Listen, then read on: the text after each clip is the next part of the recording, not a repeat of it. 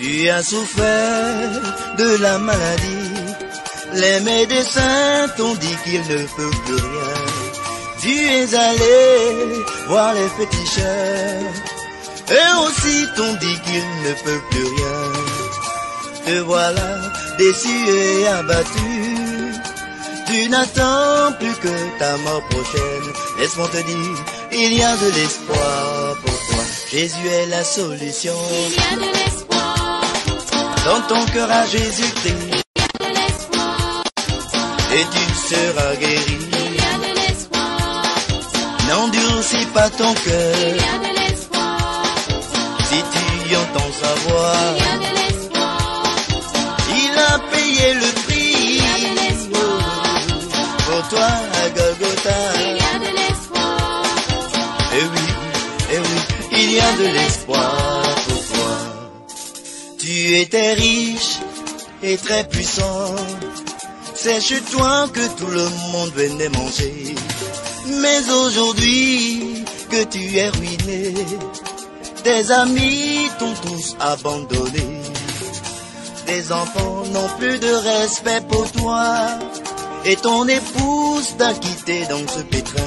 Laisse-moi te dire, il y a de l'espoir pour toi. Jésus est la solution. Il y a de l'espoir pour toi. Dans ton cœur à Jésus-Christ. Il y a de l'espoir pour toi. Il est le fidèle ami. Il y a de l'espoir pour toi. Quand tout va bien. Il y a de l'espoir pour toi. Et même quand tout va mal. Il y a de l'espoir pour toi. Il a payé le prix. Il y a de l'espoir pour toi à Golgotha. Il y a de l'espoir pour toi.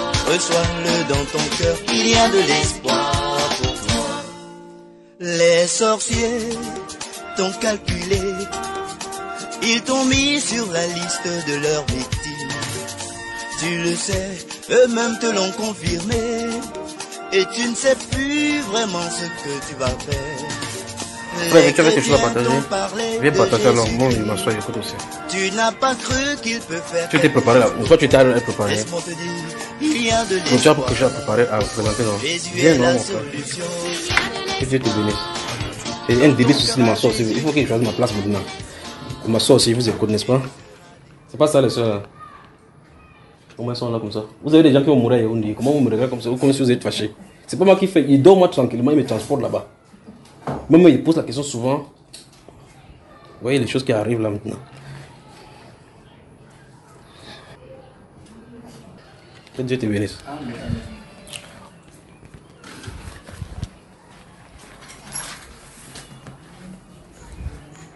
Que le Seigneur vous bénisse. On peut chanter un cantique avant de commencer. Prenons un cantique.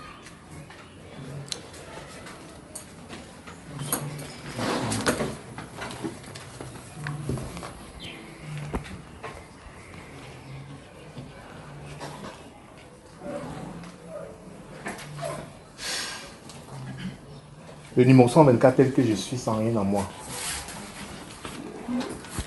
Tel que je suis sans rien en moi, numéro 124 dans le chant de victoire.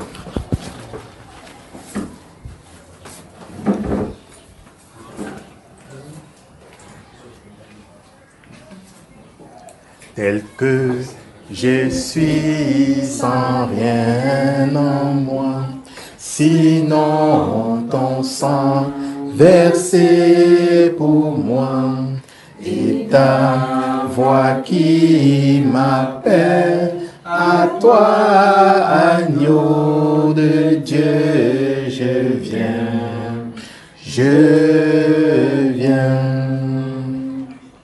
tel que je suis bien vacillante, en proie au doute, à chaque instant, luto, dehors, crainto, dedans, agneau de Dieu, je viens,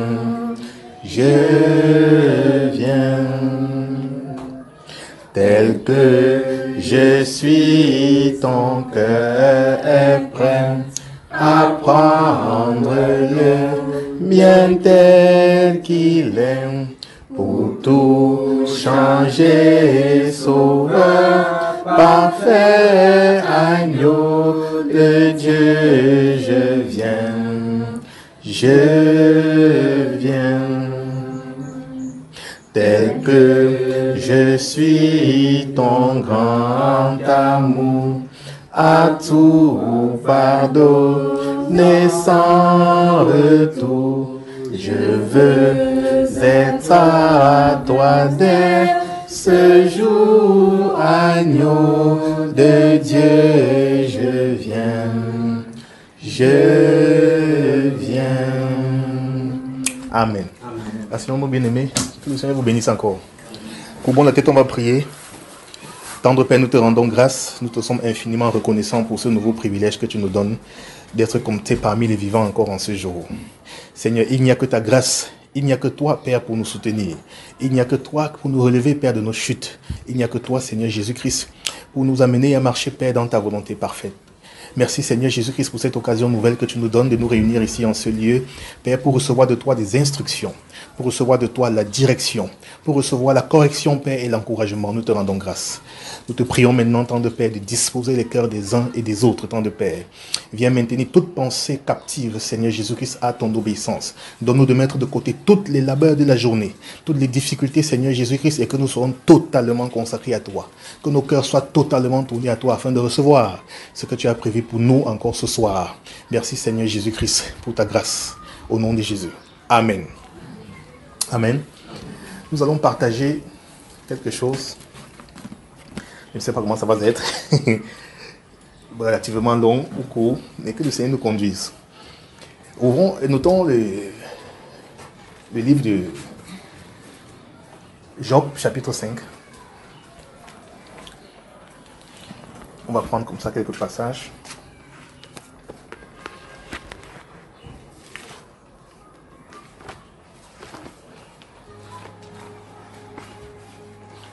Nous allons lire dans le livre de Job au chapitre 5. Nous allons prendre aussi les passages de Job, chapitre 14, également verset 33, verset 13, c'est comme pour moi. Job 5, on va lire le verset 7. Job chapitre 5, on va prendre le verset 7 uniquement. Job également, puisque nous sommes là-dedans, on va prendre le chapitre 14, le verset 33. Vous y êtes? Jean est aussi, chapitre 16.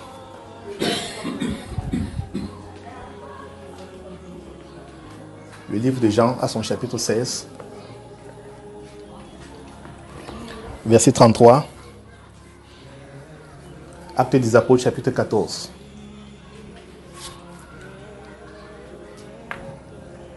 Actes des Apôtres, le chapitre 14, le verset 22.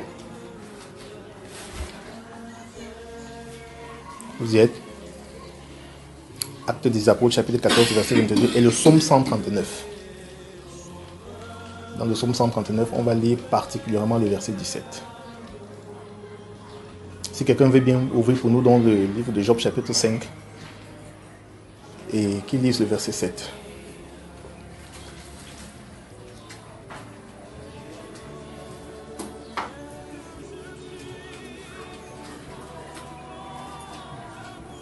Job chapitre 5, quelqu'un peut lire pour nous le verset 7 à haute voix. Job chapitre 5, verset 7 est écrit: L'homme naît pour souffrir, comme l'étincelle pour voler.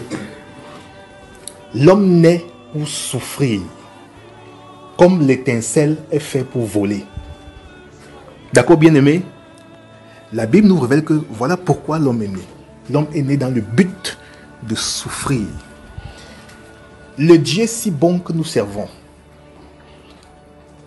Dieu que nous avons entendu les exploits de la Bible, lui qui nous a fait à son image, et nous dit maintenant ce soir que l'homme naît pour souffrir. Dieu se plaît-il à faire souffrir ses enfants? Dieu se plaît-il à voir ses enfants dans l'adversité, dans les difficultés, dans les souffrances? Qui soumet donc l'homme à des souffrances? Qui soumet l'homme à toutes ces souffrances-là?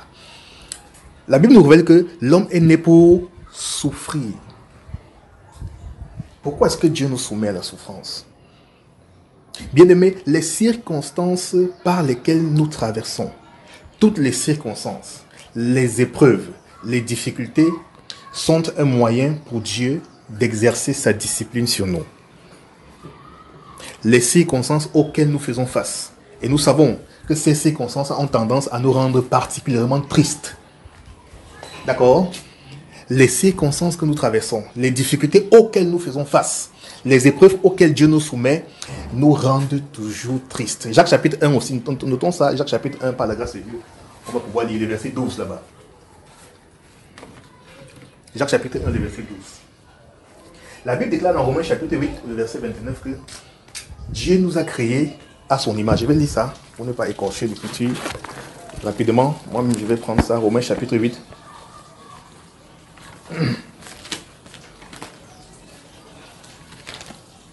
Il est écrit, car ceux qu'il a connus d'avance, il les a aussi prédestinés à être semblables à l'image de son Fils, afin que son Fils fût le premier-né d'entre plusieurs frères. Donc, bien-aimés, le but de Dieu, le but pour lequel Dieu nous a créés, c'est pour nous rendre semblables à l'image de son Fils. Comment œuvre-t-il? Comment s'active-t-il? Comment s'affaire-t-il pour nous rendre semblables à l'image de son Fils? Bien-aimé, c'est par les souffrances, par les difficultés auxquelles lui-même encore nous soumet. D'accord, frère bien-aimé? Dans Jean chapitre 16, on a noté aujourd'hui le verset 33, il a dit que vous aurez des tribulations dans le monde. Le Seigneur Jésus-Christ nous a dit et nous promet que nous aurons des tribulations. Chacun de nous, d'une façon ou d'une autre, nous aurons des tribulations. Mais il dit, prenez courage car j'ai vaincu le monde. Ça, c'est la promesse que Dieu nous a faite. On ne peut pas se soustraire des difficultés, on ne peut pas se soustraire des tribulations. Le chrétien ne vit pas une vie exempte des difficultés et exempte des souffrances ou des tribulations. Non, les souffrances font partie de la vie chrétienne. Les difficultés font partie de la vie chrétienne. Alors, sachant cela, il y a une attitude que nous devons manifester quand nous faisons donc face maintenant aux souffrances. C'est de ne pas garder, être malheureux. C'est ce que je veux dire. Lorsque nous faisons face aux souffrances, aux difficultés, aux épreuves auxquelles Dieu nous soumet, nous ne devons pas avoir l'attitude des malheureux. Pourquoi? Parce que nous comprenons que, d'après Romains chapitre 8, verset 28, que toute chose concourt pour le bien de ceux qui aiment Dieu. Toutes choses concourent pour notre bien. Les bonnes choses concourent pour notre bien. Les mauvaises choses également concourent pour notre bien. Si nous aimons Dieu, alors nous devons comprendre que tout ce qu'il fait, c'est pour notre bien. Voici quelque chose que nous devons comprendre pour éviter d'être malheureux. C'est-à-dire que pour avoir une vie chrétienne victorieuse, une vie chrétienne de joie, être toujours dans la joie. Comment être dans la joie quand nous faisons face aux difficultés? Ça, c'est possible. La Bible dit que si nous ne marchons pas non par la vue, mais par la foi. Parce que par la vue, nous sommes appelés à regarder aux circonstances qui sont autour de nous. Tous ceux qui marchent par la vue, généralement, regardent rien qu'aux circonstances. C'est-à-dire que quand quelque chose leur arrive, c'est quoi? Les circonstances qui arrivent maintenant, là, au temps présent, nous avons tendance à nous arrêter sur les difficultés, sur ces circonstances-là, et ne pas chercher la véritable raison d'être de ces difficultés. C'est-à-dire quoi? Ne pas chercher la face de Dieu dans ces difficultés. Ou bien, ne pas chercher la volonté de Dieu derrière ces difficultés. Parce que derrière chaque difficulté auquel nous faisons face, il y a une volonté de Dieu derrière qui est cachée. Et nous savons très bien que Dieu est souverain en toutes choses. Pas vrai? Dieu est bon. Dans sa souveraineté, il soumet les fils des hommes à ce qu'il veut. La Bible dit que tout ce que Dieu veut, il le fait dans les cieux et sur la terre, sans que personne... Notons Daniel chapitre 4, s'il vous plaît, également. On va lire là-bas. Daniel chapitre 4. Et Genèse aussi chapitre 50. On va prendre l'histoire de Joseph pour être enseigné par ça ce soir. Genèse chapitre 50. Et le livre de Daniel chapitre 4. Tout ce que Dieu veut dans les cieux ou bien sur la terre, il le réalise et sans que personne ne lui demande qu'es-tu en train de faire. Donc Dieu, dans sa souveraineté, soumet les hommes, soumet les animaux, soumet les arbres, soumet toutes choses à sa volonté. La Bible déclare que toutes choses lui sont assujetties. Pas seulement nous les êtres humains. Non. Même les arbres, même les animaux, tout, même ce qui est sous la mer. C'est-à-dire que dans les cieux, sur la terre et sous la terre, dans les mers, toutes choses lui sont assujetties. Et notre propre volonté aussi doit être assujettie à la volonté de Dieu. Donc le Seigneur qui est souverain nous soumet chaque jour à des épreuves. Chaque jour à des difficultés. Dans quel but? Rappelez-vous Romains 8, chapitre 29. Il veut que nous soyons semblables à l'image de son Fils. Et cela passe de manière claire, de manière véritable, par les circonstances que nous vivons au quotidien. Tout ce que nous vivons au quotidien, frères bien-aimés. Le but de mon exhortation aujourd'hui, c'est de nous amener à adopter une autre attitude. Une attitude différente de celle que nous avons souvent lorsque chacun de nous faisons face à des difficultés et des situations défavorables. Lorsque nous faisons face à des difficultés, à des épreuves, à des souffrances, notre attitude ne doit pas être comme l'attitude des autres, c'est-à-dire que des mondains, ceux qui ne connaissent pas Dieu, ceux qui n'ont pas d'espérance, ceux qui ne connaissent pas la parole de Dieu. Lorsque je fais face à des difficultés, il y a quelque chose que Dieu dit par rapport à ces difficultés. Il dit, nous ne devons pas regarder par la vue, marcher par la vue, mais nous devons nous conduire par la foi.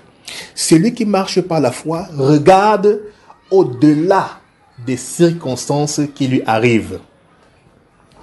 Celui qui marche par la vue regarde juste aux circonstances et s'arrête là. Amen.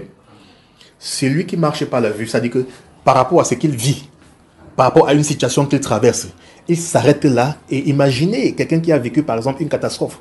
On annonce les catastrophes là qui vont arriver bientôt dans notre pays, du côté de Yaoundé. Imaginez quand ce sera effectif. Les gens vont dire, ah voilà, j'ai perdu un enfant, j'ai perdu 2 enfants, j'ai perdu ma maison que j'ai pris de la peine à bâtir. Mais il ne va pas regarder au-delà de la circonstance, de la situation. Pourquoi est-ce que ça nous arrive aujourd'hui? Qu'est-ce que Dieu dit derrière cette situation-ci qui vient de nous arriver? Qu'est-ce que Dieu dit quand il décide de juger les hommes par la pierre? Le jugement va se faire par la pierre. Qu'est-ce que Dieu veut par là dire derrière cette situation? Frère bien-aimé, le chrétien n'est pas celui qui s'arrête aux circonstances. Nous devons aller au-delà. Connaître quelle est la volonté de Dieu derrière chaque situation. La volonté de Dieu, puisque nous disons que Dieu est souverain, sa volonté doit primer en tout temps sur notre volonté. Dieu est souverain, sa volonté que nous recherchons doit primer en tout temps. Toutes circonstances sur notre volonté. D'accord, frère bien-aimé dans le Seigneur? C'est très important. Les chrétiens ne marchent pas par la vue, mais par la foi. C'est quoi marcher par la vue? Je l'explique encore. Marcher par la vue, c'est s'arrêter juste aux circonstances et aux événements qui nous arrivent dans notre vie. Mais marcher par la foi, c'est regarder en l'arrière-plan, celui qui commande les circonstances qui nous arrivent. Amen. Prenons donc Actes chapitre 14, là, verset 22. Il est écrit quoi?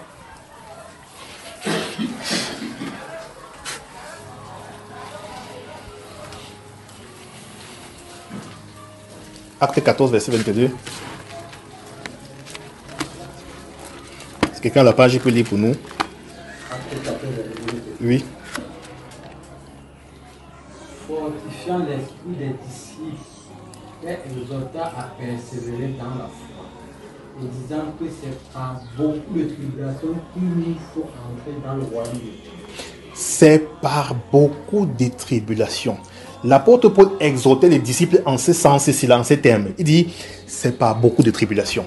Il n'a pas dit, c'est sans tribulation, vous chrétiens. Puisque vous êtes chrétiens, vous appartenez à Christ. Non, vous êtes exempts des tribulations. Vous êtes exempts des châtiments. Vous êtes exempts des disciplines. C'est bien le contraire. C'est par beaucoup de tribulations. C'est par beaucoup de tribulations qu'il nous faut entrer. Dans tribulation, allons mettre tout ce qu'on veut. C'est par beaucoup de difficultés. C'est par beaucoup de labeur. C'est par beaucoup de rejet. C'est par beaucoup de jalousie. C'est par beaucoup de raillerie, etc., etc. Le psalmiste a dit dans le psaume 119, là-bas, verset 67, que avant,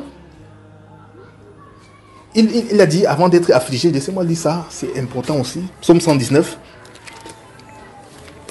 Avant d'avoir été affligé, je m'égarais. C'est le psalmiste qui nous parle ainsi. Psaume 119, verset 67. il est écrit, avant d'avoir été humilié, je m'égarais. Maintenant, j'observe ta parole. D'accord, mes frères? Dieu humilie les fils des hommes.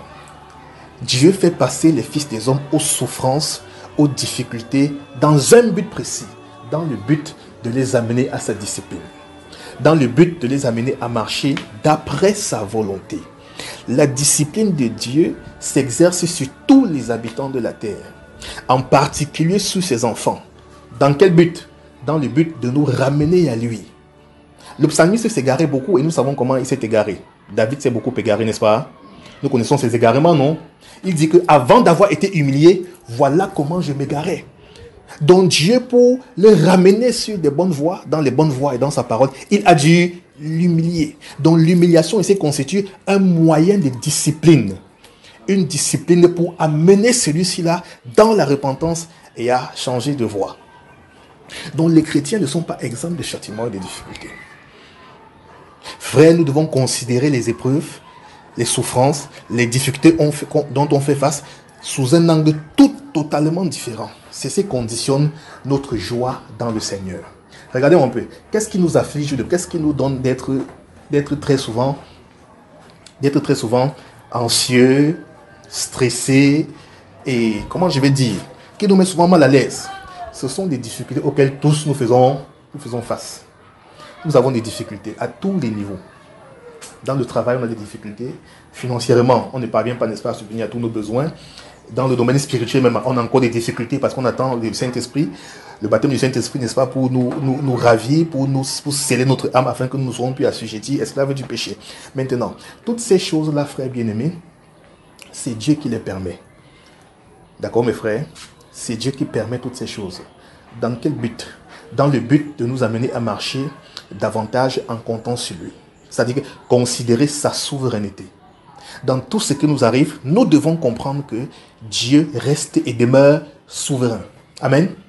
Dans tout ce qui nous arrive, nous devons comprendre. Quand je dis comprendre, c'est qu'on doit même croire. Parce que beaucoup de chrétiens, combien de chrétiens se disent aujourd'hui, ah, ce qui m'arrive, où était Dieu pour danser, intervenir? Oh, j'ai perdu ceci. Oh, j'ai perdu ma femme. J'ai perdu mon enfant. J'ai perdu mon emploi. Où était Dieu qui pour faire ceci? Ça, c'est le langage qu'on entend souvent de la bouche de beaucoup de chrétiens. Hein? Je ne parle pas des mondains. Beaucoup de frères. Pourquoi s'exclament-ils ainsi?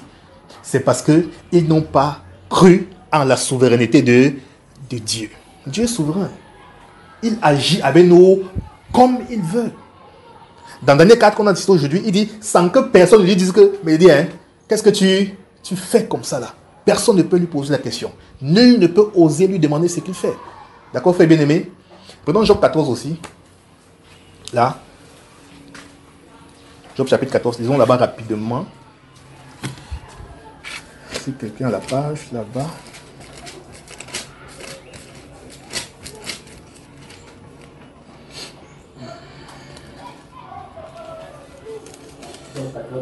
Non, Job 14, prenons le verset 13, s'il vous plaît.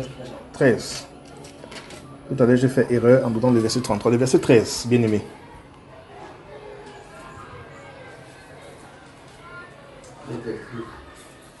Or, si tu voulais me cacher dans le studio des morts, me tenir à couvert jusqu'à ce que ta colère fût passée, et me fixer un terme auquel tu te souviendras de moi.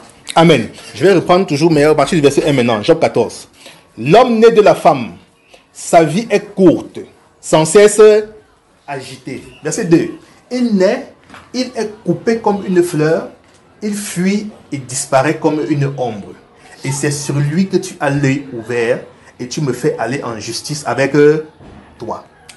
Que nous dit le verset 1? L'homme né d'une femme, sa vie est courte et sans cesse agitée. Je vous pose la question, frère bien-aimé. Qu'est-ce qui peut agiter la vie d'un tel homme? La Bible nous révèle d'abord qu'elle est courte, non? Et que sans cesse elle est agitée. Dû à quoi, frère bien-aimé, d'après vous?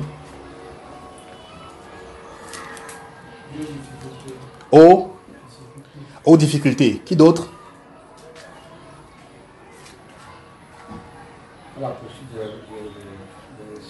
À la poursuite à la poursuite de la réussite, oui.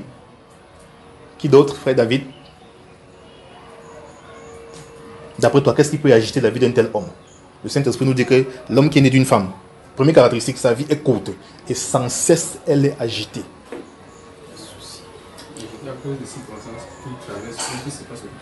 Les circonstances qui traversent tout ce qui se passe autour de lui. Le frère a dit des soucis. Justement, frère bien-aimé, c'est toutes ces choses-là qui agitent la vie d'un homme. La poursuite des gains, comment faire pour s'en sortir, comment faire pour réussir, comment faire pour s'affirmer. Toutes ces choses-là agitent la vie d'un homme, constituent à l'agiter chaque fois. C'est-à-dire que de la naissance jusqu'à la mort, nous avons une vie agitée. Maintenant, comment donc avoir une vie stable, frère bien-aimé? C'est le but de Dieu, non? C'est-à-dire que nous donner, de nous concentrer simplement sur lui, de croire en lui, focaliser les regards sur lui. Comment donc faire pour avoir une vie stable? Au lieu qu'elle soit agitée, comment faire en sorte qu'elle soit plutôt stable? Si et seulement si nous nous reposons sur Dieu, pas vrai? Si et seulement si nous comprenons que les circonstances, les épreuves, les difficultés qui contribuent à agiter notre vie là sont décidées par qui? Par Dieu. Et dans ce cas donc, comment faire? La Bible dit que nous devons marcher par la foi, c'est-à-dire réaliser que toutes ces choses qui agitent notre vie là, ou bien qui semblent agiter notre vie là, il y a un plan souverain de Dieu au derrière. Donc nous devons chercher, regarder non pas aux circonstances, mais regarder à la volonté de Dieu, à ce que Dieu dit. Quand nous faisons face aux souffrances, nous faisons face aux difficultés, nous faisons face aux épreuves. Les épreuves sont là pour nous agiter. Les souffrances sont là pour nous agiter. D'accord, frère bien-aimé? Nous ne devons pas nous arrêter aux souffrances et aux difficultés, c'est-à-dire que braquer les regards là-dessus. Non. Mais nous devons comprendre que si Dieu est souverain, si Dieu a permis les souffrances, si Dieu a permis les difficultés, il y a en arrière-plan une volonté à lui qui est parfaite. D'accord, frère bien-aimé? Romains chapitre 12, à partir du verset 1 jusqu'au verset 2, dit ceci.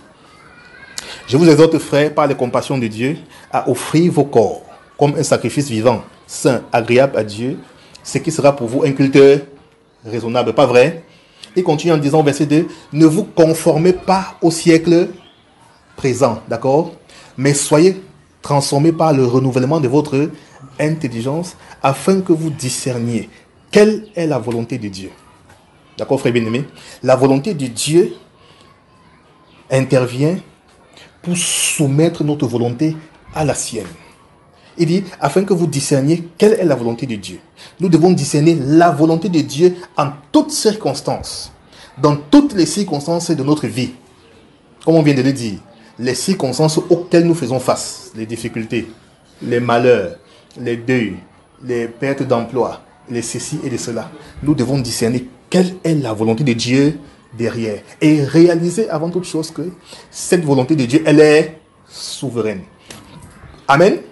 Quand nous avons pu discerner, frère bien-aimé, et croire qu'elle est souveraine, on ne se pose plus des questions qu'il ne faut pas se poser. Pourquoi Dieu? Pourquoi Dieu? Pourquoi Dieu a permis? Non, frère. On ne peut pas questionner Dieu. Nous ne devons pas interroger Dieu. Ne sait-il pas toutes choses? Il ne sait pas vrai? N'est-il pas Dieu un Dieu bon? Il l'est. Pourquoi un Dieu bon donc permet les souffrances? La Bible nous dit que toutes choses concourent pour le bien de ceux qui aiment Dieu. Les bonnes choses comme les mauvaises. C'est à nous plutôt, frères bien-aimés, pour vivre une vie de joie, une vie chrétienne de joie et une vie chrétienne victorieuse, on doit savoir interpréter véritablement tout ce par quoi nous traversons. Parce que pourquoi? Les mêmes choses auxquelles le Seigneur soumet les non-chrétiens, lui aussi nous soumet, ça pas vrai? Eux, ils passent par la mort. Nous passons par la mort. Eux, ils passent par les difficultés. Nous passons par les difficultés. Maintenant, dans ces difficultés, eux, ils se plaignent d'une certaine façon. Ils maudissent même Dieu. Ils mettent Dieu de côté. Mais nos difficultés ne doivent pas nous éloigner de Dieu. Si nous avons compris que Dieu est souverain, nos difficultés ne doivent pas nous faire fuir loin de sa face. Si on a compris qu'il est souverain, nos difficultés doivent plutôt contribuer à nous ramener vers lui, à nous diriger vers lui, à renforcer notre désir pour ce Dieu-là. Plus il y a les difficultés, je ne dois pas fuir Dieu. Non, fuir loin de Dieu. Non. Plus il y a les difficultés, plus je dois demeurer dans la prière. Parce que celui qui a suscité les difficultés, c'est encore lui qui est capable de susciter la solution pour les difficultés. Dans la souffrance, nous ne devons pas maudire Dieu, avoir l'attitude défaitiste, des non-croyants. Non, c'est lui qui l'a permis. Nous devons encore avoir recours à lui. Recours à lui parce que lui seul est capable de nous en délivrer. Amen, frère. C'est très important. Croire en la souveraineté de Dieu. Croire en la souveraineté de Dieu. Amen. Disons le psaume 139, là, on a donné aujourd'hui, verset 17.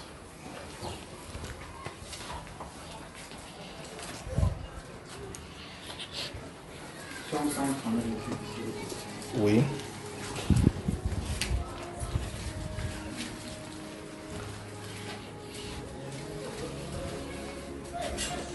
Que tes pensées, ô Dieu, me semblent impénétrables. Mes frères, Jean, monte un peu plus haut là. Commence à partir du verset 13, verset 12 même, en descendant. Même les ténèbres ne sont pas obscures, toi. La nuit brille comme le jour, les ténèbres comme la lumière. C'est toi qui as formé mes reins, qui m'as tissé dans le sein de ma mère. Je te loue de ce que je suis une créature si merveilleuse. Tes œuvres sont admirables et mon âme le reconnaît bien. Mon corps n'était point caché devant toi lorsque j'ai été fait dans un lieu secret, tissé dans les profondeurs de la terre. Quand je n'étais qu'une masse informe, tes yeux me voyaient. Et sur ton livre étaient tous inscrits les jours qui m'étaient destinés, avant qu'aucune d'eux existât. Que tes pensées, ô Dieu, me semblent impénétrables, que le nombre en est grand. Si je les compte, elles sont plus nombreuses que les grains de sable. Je m'éveille. Amen, je amen. suis encore avec toi. Amen. Voilà le Dieu dont nous servons. Qui peut sonder ses pensées? Personne. Que tes pensées sont innombrables. Les pensées de Dieu, certes, ne sont pas nos pensées. Mais comment faire pour connaître les pensées de Dieu, pour connaître la volonté de Dieu? Pour connaître la volonté de Dieu et l'appliquer à notre vie, à nos circonstances, il faut simplement qu'on puisse réaliser que le Dieu qui nous plonge dans ces circonstances-là est un Dieu souverain.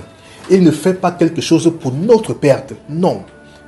Dans ce texte qu'on vient de lire, Job dit, le psalmiste dit, avant que je ne sois formé dans le sein de ma mère, tes yeux me voyaient.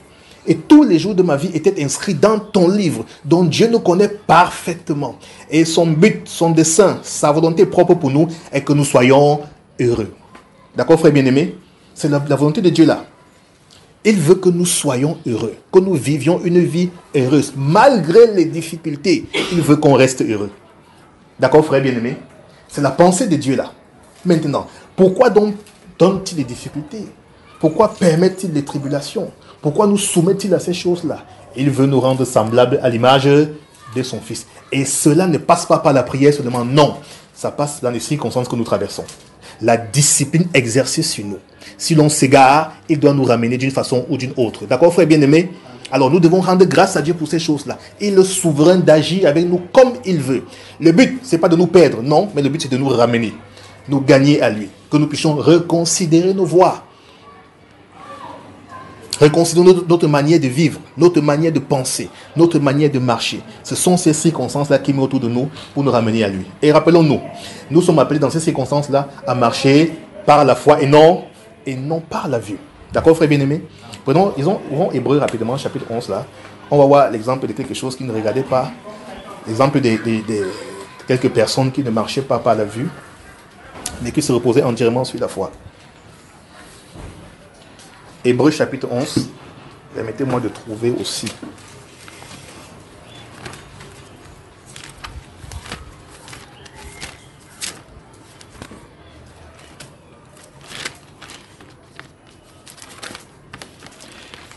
Hébreux chapitre 11. Prenons à partir du verset 23. Intéressons-nous au cas de Moïse en particulier. Hébreux chapitre 11, on lit à partir du verset 23. Hébreux chapitre 11, verset 23. Un instant, frère, que les autres soient à la page.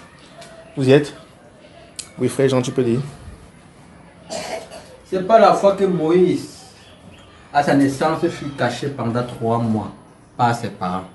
Parce qu'il vit que l'enfant était beau et qu'il ne craignait pas l'ordre du roi. C'est pas la fois que Moïse, devenu grand, refusa d'être appelé fils de la fille de Pharaon. Aimant mieux être maltraité avec le peuple de Dieu que d'avoir pour un temps la jouissance du péché. Regardant l'opprobre de Christ comme une richesse plus grande que les trésors de l'Égypte, car il avait les yeux fixés sur la rémunération. C'est par la foi qu'il quitta l'Égypte sans être effrayé de la colère du roi, car il se montra ferme comme voyant celui qui est invisible. C'est par la foi qu'il fuit la Pâque et l'aspersion du sang, afin que l'exterminateur ne toucha pas au premier-né des Israélites. Oui. C'est par la foi qu'il traversait la mer Rouge comme un lieu sec, tandis que les Égyptiens qui en fuient la tentative furent engloutis. Fut englouti. Amen. Alors, le cas de Moïse ici, là, la Bible nous dit que il y a pas des héros de la foi depuis Abraham là-bas, en passant par Samson et autres là. Mais le cas de Moïse est beaucoup plus patent et révélateur. Il dit, c'est pas la foi qu'à sa naissance, Moïse fut caché pendant 3 mois parce que cela avait été révélé à ses parents. Mais non, verset 24, c'est par la foi que Moïse, devenu grand, refusa d'être appelé fils de la fille de Pharaon. Regardez, virgule, aimant mieux être maltraité avec le peuple de Dieu que d'avoir pour un temps la jouissance du péché. Regardant l'opprobre de Christ comme une richesse plus grande que les trésors de l'Égypte, car il avait les yeux fixés sur quoi? Sur la rémunération. Moïse avait le privilège de jouir en ce temps présent-là de tout ce que Pharaon lui offrait sa maison. Pas vrai? On l'appelait fils, on supposait qu'il était né de cette fille-là, que c'était son enfant. Donc, il était parti comme étant le successeur. Il pouvait bénéficier de tous les privilèges et de tout ce qui allait avec. Mais la Bible nous dit que non, Moïse a refusé cette appellation. Moïse a refusé tous ces titres-là et toutes ces choses honorifiques-là. Parce que quoi? Il regardait l'opprobre de Christ comme une richesse plus grande que tout ce que l'Égypte lui proposait et tout ce que la maison de Pharaon lui offrait. Pourquoi? La Bible déclare qu'il avait les yeux fixés sur quoi? Sur la rémunération. Était-elle physique, frère bien-aimé? Non. Marcher par la vue et marcher par la foi. Elle n'était pas physique. C'était spirituel. Les richesses spirituelles, la rémunération, ce qui va venir après. Ce qu'on va hériter après le passage sur cette terre-ci-là. Moïse voyait déjà ces choses-là et il pouvait refuser, dire non à toutes les choses matérielles qu'on pouvait lui proposer en ce temps-là. D'accord, bien-aimé? Donc les circonstances qui entouraient la vie de Moïse, bien que c'est des circonstances heureuses, Moïse n'a pas fait cas de ça là, parce qu'il y avait quelque chose de mieux qu'il y avait derrière. La volonté de Dieu, c'était qu'il hérite des richesses qui étaient prévues pour lui après, et non celles qui étaient présentes là maintenant. Amen. C'est ça. Il a préféré être maltraité pour l'instant, souffrir l'opprobre de Christ, que d'avoir la jouissance du péché, la jouissance du péché qui lui était proposée. Moïse avait les yeux fixés sur la rémunération. Moïse regardait à ce qui était au-delà, à ce qui venait au-delà, qui venait après, et non ce qui était proposé tout de suite. Mais puisque nous parlons maintenant des épreuves et des difficultés, ce qui cause un problème dans notre marche chrétienne. Beaucoup de personnes se trouvent en train d'abandonner la foi. Et vous le savez, de manière pratique, on rencontre beaucoup de nos frères qui sont partis, qui n'assistent même plus aux réunions simplement, qui disent « Ah non, vraiment, je suis un peu fatigué », qui avancent tout genre de raisons. Beaucoup de personnes qui disent que la vie chrétienne n'est pas facile. Hein. C'est très difficile de supporter. C'est très difficile de patienter. Beaucoup de personnes sont venues à Christ avec de mauvaises motivations. Bon, bref, il n'y a pas de conversion, d'accord? C'est-à-dire que les motivations du cœur ne sont pas pures, ne sont pas saines. On est venu à Christ parce qu'on attendait que Christ nous délivre d'une quelconque maladie, nous accorde un mari aussitôt, ou bien une femme aussitôt, que Christ change notre situation, là. Beaucoup de personnes sont venues à Christ ainsi, ils avaient de mauvaises motivations. Et alors, Dieu qui prend le temps, qui est un fin architecte, il prend le temps de nous construire, de nous bâtir. Il nous soumet à des épreuves. D'accord, frère bien-aimé? Dans le but de faire quoi? De nous ramener à lui. afin que nous puissions garder le cap, porter nos yeux sur la rémunération, porter nos yeux sur Christ, fixer les regards sur Christ. Il nous soumet aux épreuves, il nous livre à des difficultés, il nous soumet à des souffrances, dans le but de nous ramener à lui, de conforter notre foi, de nous activer plus à la prière, augmenter l'amour pour lui, notre désir pour lui. Beaucoup de personnes trouvent ça difficile. Pourquoi? Ils veulent les choses aussi rapidement. Dieu n'agit pas ainsi. D'accord mes frères? Dieu n'agit pas ainsi. Il veut que nous soyons semblables à son Fils. Que nous soyons semblables à lui. Le moyen pour y parvenir, c'est lequel? Il nous soumet aux souffrances. Il nous soumet aux difficultés. Pendant que nos frères passent par ces moments-là, aux difficultés, aux souffrances dont ils peuvent faire face, beaucoup abandonnent. Beaucoup disent la vie chrétienne est très très difficile. Pourquoi vous aussi n'avez-vous pas abandonné, frère? Un frère Jean, si on te pose la question, pourquoi est-ce que depuis toi-même tu n'as pas abandonné? Que diras-tu? L'espérance avec le Seigneur. L'espérance avec le Seigneur nous peut t'attacher à lui, même malgré les difficultés, malgré les souffrances. En fait, tu as expérimenté ton Dieu, à qui tu as cru. Mais est-ce que tu ne t'attaches pas à lui parce que la Bible a dit tenez ferme et que tu tiens ferme comme ça en disant quelle est l'expérience que tu as du Seigneur de manière concrète? C'est-à-dire que si ce bien-aimé que tu as rencontré dehors te dit que oh frère, vraiment je ne suis plus là parce que vraiment j'attendais depuis du Seigneur, je n'ai rien eu. Qu'est-ce que tu peux lui dire de manière concrète? C'est-à-dire que est-ce que ta vie peut lui enseigner quelque chose? Vraiment, si je mets à relater ma vie avec le Seigneur, c'est tellement une page. Est-ce que tu as même droit de traverser les difficultés? Hein? Tu as le droit de traverser les difficultés? C'est tellement grave les difficultés de traverser. Hein, frère David, as-tu vraiment connu des souffrances? Pourquoi est-ce que toi-même tu n'abandonnes pas et tu ne te décourages pas? Ça dépend de le but pour lequel tu suis Christ. C'est d'abord ça la première des choses. Attends, tu suis Christ pour quel but? En fait, je le suis tout simplement parce que c'est qu'il est Dieu et hormis de lui, il n'y a personne d'autre que je peux suivre mieux. Parce que j'ai remarqué que tu suis les marabouts et tout cela ne t'amènera nulle part. Non, pour toi c'est Christ ou les marabouts? Donc, tu as choisi Christ. Bien, pourquoi est-ce que toi tu n'as pas abandonné depuis? Est-ce que tu passes vraiment par des difficultés? Est-ce que tu as déjà confronté des souffrances et des difficultés dans ta vie? La raison pour laquelle Ah, où te voici? La raison pour laquelle je ne venais pas Dieu, la première question à poser, c'est qui suis-je d'abord? Qui suis-je? Oui. Deuxième question, je n'ai pas d'autre vie que lui. Tu n'as pas d'autre vie que lui. Ok. Je suppose que si on pose la question aux femmes, il y a beaucoup de choses à dire, les cœurs sont pleins. D'accord, mes sœurs? Amen. Alors, on va regarder l'histoire de Joseph, puisqu'il faut que j'aille vraiment de manière brève. Joseph dans la Bible, vous connaissez Joseph, non? Dans la Genèse, n'est-ce pas? Hein? Joseph qui avait été vendu par ses frères. D'accord, bien-aimé?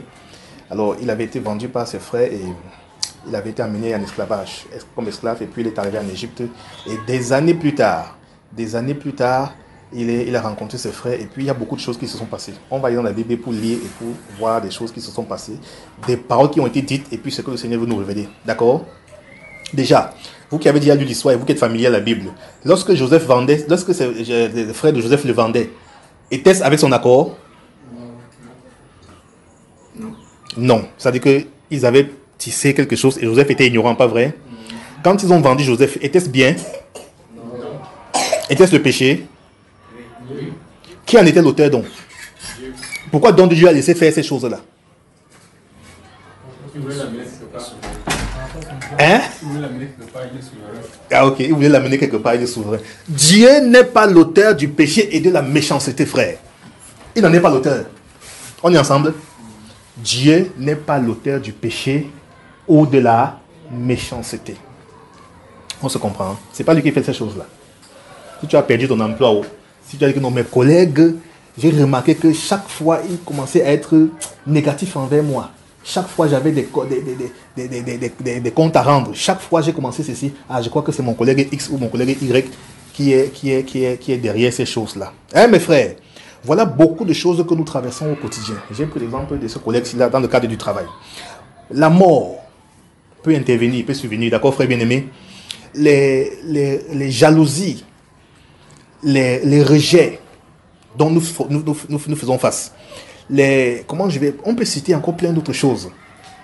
Toutes ces choses auxquelles nous faisons face, Dieu nous dit qu'il n'est pas l'auteur du péché ou de la méchanceté.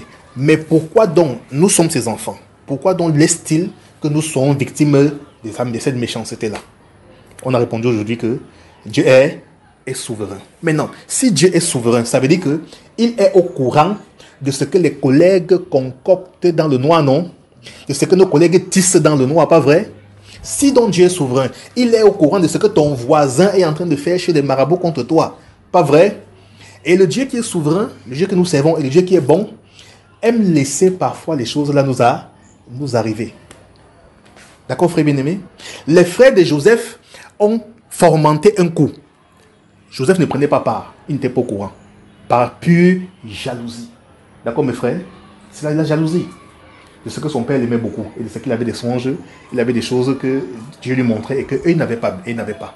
Alors, par jalousie, donc, ils ont vendu Joseph. Dieu n'aimait pas Joseph. Il aimait, n'est-ce pas? Comme il aimait ses frères, pas vrai? Mais Dieu a laissé que ces plans-là puissent arriver à Joseph parce qu'il avait quelque chose de meilleur à tirer de lui. D'accord, bien-aimé? Remarquez quelque chose. Les circonstances sont arrivées à Joseph. On a fait un plan, on a tissé un coup, on a tout fomenté, on a dit qu'on va le tuer et puis on va blesser un animal, tuer un animal et puis entacher de ses vêtements et puis renvoyer au père. Toutes ces choses-là, Dieu voyait, il est au courant. Il l'a laissé faire, n'est-ce pas? C'est arrivé effectivement à Joseph. C'était le péché, c'était mal. Dieu qui est souverain n'est pas l'auteur du péché ni de la méchanceté, mais il peut permettre que cela t'arrive. Amen, frère. Il peut permettre.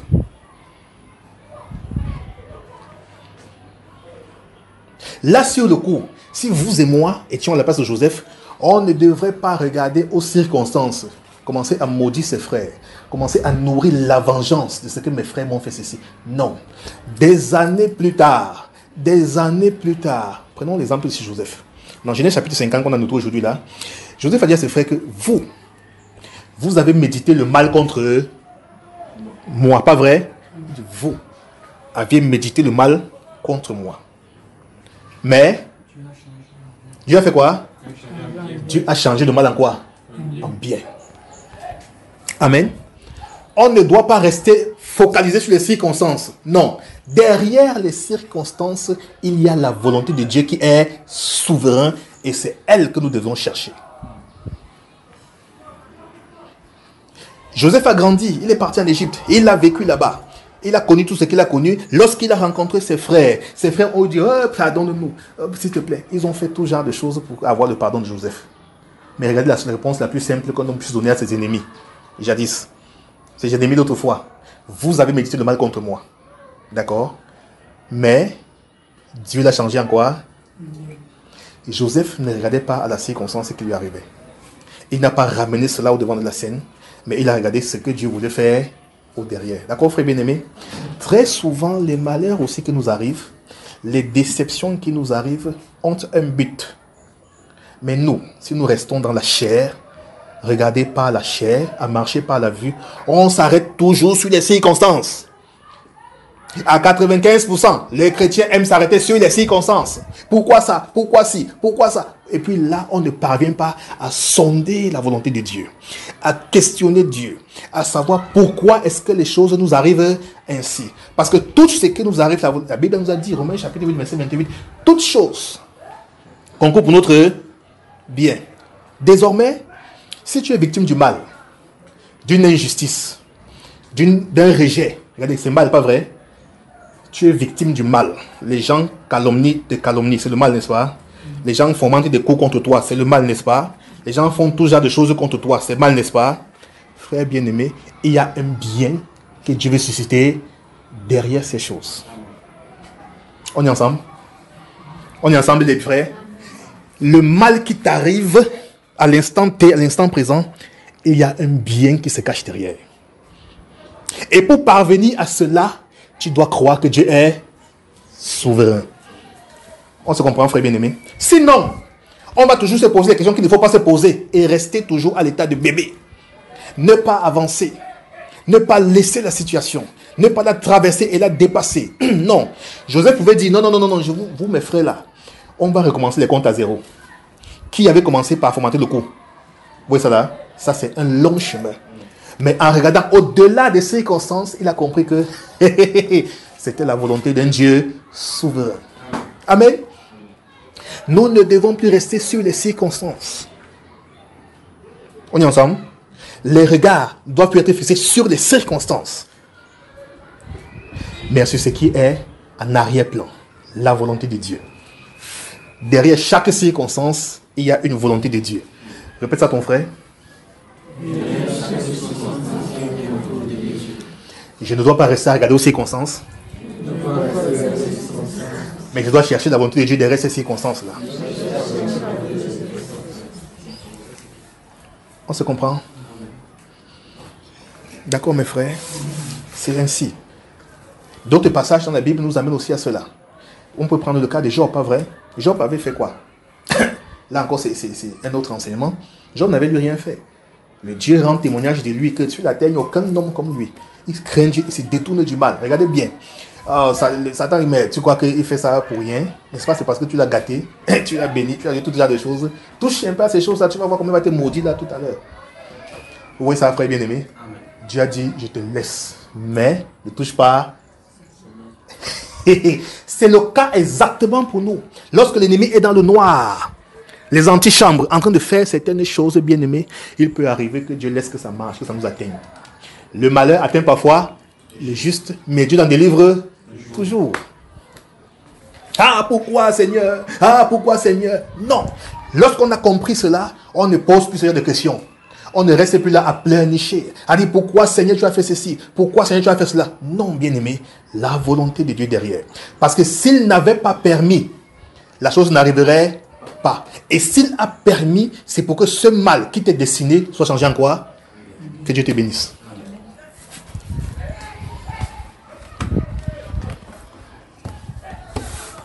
Que le Seigneur vous bénisse. Amen. Vous voyez que la parole était avec lui, non? C'est lui qui a reçu la parole. Lèvons-nous alors, saluons-vous les uns les autres. Saluons-nous les uns les autres. Que Dieu vous bénisse, que Dieu vous bénisse. Vous voyez que la prophétie était dans mon cœur, la parole était dans son cœur. Que Dieu vous bénisse. Amen, amen. Ce qui est bien, c'est que ici on ne prêche pas que arrache ton mariage, arrache ton truc, c'est comme ça. Que Dieu te bénisse. Ça non? Quand vous finissez de saluer, restez debout.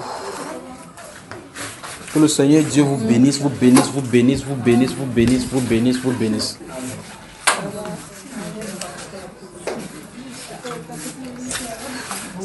Ça va?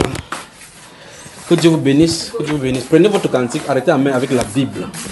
Ça va? Que Dieu vous bénisse.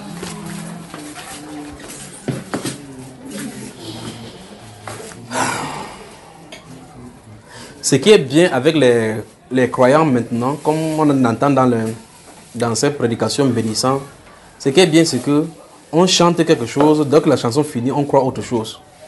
Au mieux, très souvent, peut-être c'est le son qui est... Quand on met sur le piano avec les baffles là, c'est ça qui fait... Oui, mais les paroles qui sont, on ne comprend pas. La voix du Seigneur m'appelle. Prends ta croix et viens suis-moi. Stop. Non, attends, ne courez pas, on ne court pas, d'accord? La voix du Seigneur m'appelle, c'est-à-dire, fais quoi? Et nous entendons dans les Saintes Écritures que le Seigneur Jésus a dit que si quelqu'un ne prend pas, ne se charge pas de sa croix, ne suit pas, il peut être... Et je crois qu'on a déjà fait les enseignements concernant porter sa croix, n'est-ce pas? Donc ça veut dire que la croix, c'est pas le bonbon sucré, d'accord? Ni le beignet à récolte. C'est ça, non? La voix du Seigneur m'appelle, prends ta croix et viens sur moi. Stop. Vous avez répondu à ça? Parce qu'il y a un appel, il y a une réponse à l'appel. Donc, ça veut dire que pour que vous chantez ces cantiques, c'est véritablement, il faut que vous ayez répondu. Et pour répondre, il faut entendre la voix qui appelle. Donc, il faut, à la suite de ces messages, il faut qu'on comprenne que Dieu nous appelle avec la croix. Et c'est pour ça qu'on a chanté. La voix du Seigneur m'appelle.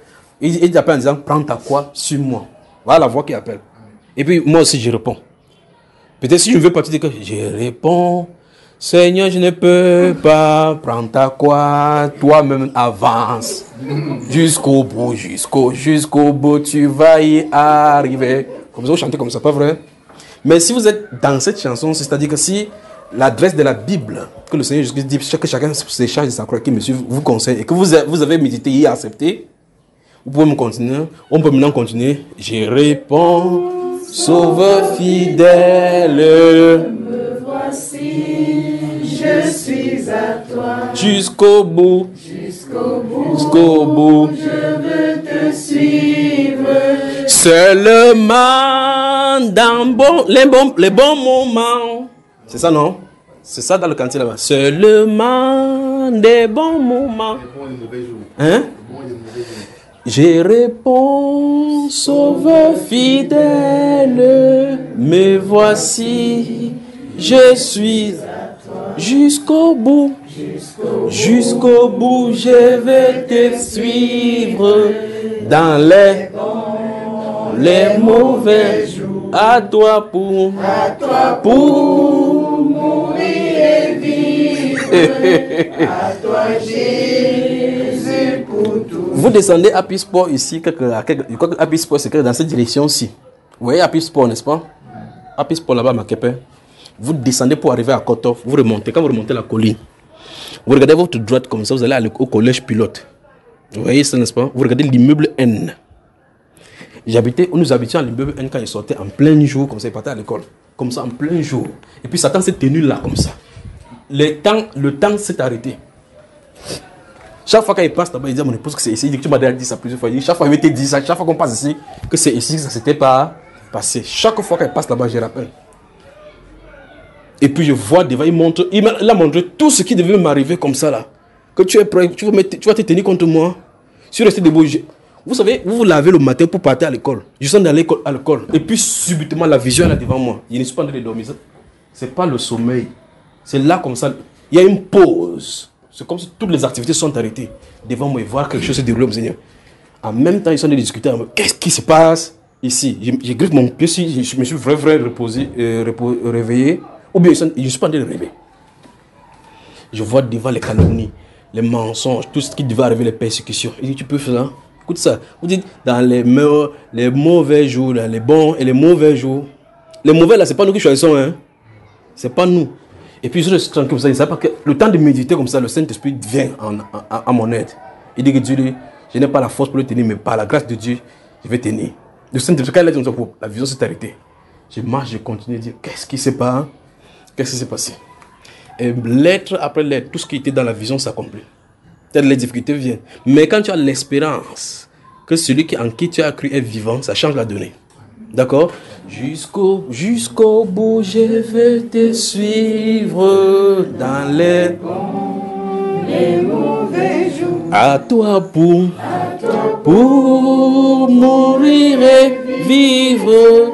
À toi, Jésus, pour toujours. Mais le chemin du calvaire est étroit et périlleux. C'est-à-dire, c'est pas le tapis rouge comme par là-bas, vous voyez. C'est un chemin solitaire. C'est-à-dire que si c'est ta croix, tu vas porter ça seul. Si c'est des difficultés, tu vas comprendre ça sur ton corps. Comme on dit en patois là, que tu vas sauf que comprendre sur ton... Pour quelqu'un dit que tu vas comprendre sur ton corps. Tu vas comprendre sur ton corps. Donc, voilà, donc, il dit c'est un chemin solitaire, c'est-à-dire que c'est une personne. Tu portes ta part. La Bible déclare que même un étranger ne saurait partager ce que l'autre... Le cœur connaît ses propres quoi? Chagrins. Et même l'étranger ne peut pas partager sa joie. Donc quand tu vas dire que quelqu'un n'est pas venu vers toi, il va se dire que frère, courage, que Dieu te fortifie. Tu dis oui, mais tu comprends sur ton corps. C'est un chemin solitaire, difficile et ténébreux. Jusqu'au bout, je vais te suivre. Dans les bons, les mauvais jours. Vous entendez ça? Hein? Ok, maintenant, attendons maintenant. Prenez votre Bible aussi, restons debout. Job chapitre 14 qu'on a lu tout à l'heure là. Que Dieu vous bénisse vraiment. Je vous laisse bien conclure ici. Donc, ouvrez Jean chapitre 14. Donc la parole était sur le frère Hervé. Je l'ai vu sortir de la chambre là-bas gonflé comme ça. Il s'est mis dans mon cœur qu'il donne mes prophéties, qu'il lui prêche. Vous voyez que si vous dites que c'est le frère Junior qui doit prêcher, vous voyez qu'il doit rentrer avec ceci dans sa poitrine, pas vrai? Il ne nous bénit pas avec cela. Donc moi-même, j'ai compris la prédication que si j'ai des difficultés, je dois tenir ferme. Sinon, on peut quitter, pas vrai? Amen. Ah, on ne dit pas Amen ici aujourd'hui. Hein? Ok, donc il a lu le verset 13. Regardez bien. Dans la vie de Job, comme il a pris, là, vous remarquez que la souffrance était une école de Dieu pour nous enseigner, pas enseigner Job. Mais sa femme, comme sa femme n'avait pas la révélation, elle avait seulement la révélation de la richesse. Elle avait seulement la doctrine de la prospérité. La prospérité, sans la doctrine de la difficulté. Quand c'était fort, elle a dit maudit Dieu et meurt. Vous voyez le problème, n'est-ce pas? Donc ça veut dire que quand c'est bon, Dieu est bon. Aïe, Dieu est bon. Quand c'est mauvais, Dieu là lui-même, il ne voit pas qu'on souffre. Mais elle n'avait pas la révélation de la croix. La révélation de la gloire qui vient par la croix. Elle n'avait pas la révélation de la résurrection. L'espérance de l'autre côté. Quand on a l'espérance de l'autre côté, n'importe quelle difficulté ici, vous allez y tenir. Vous voyez cela? Or, Job, lui, c'est seulement ça qu'il attendait. Dans sa souffrance, il souhaitait seulement qu'un prédicateur vienne comme ça. Si le frère était devant Job, c'est qu'il devait être le meilleur ami de Job. Il a eu 3 amis qui sont venus de loin. Ils ont sorti des philosophies, dit des choses, mais il attendait une seule parole. Une seule parole. Verset 14. Si l'homme une fois mort pouvait revivre, Oui.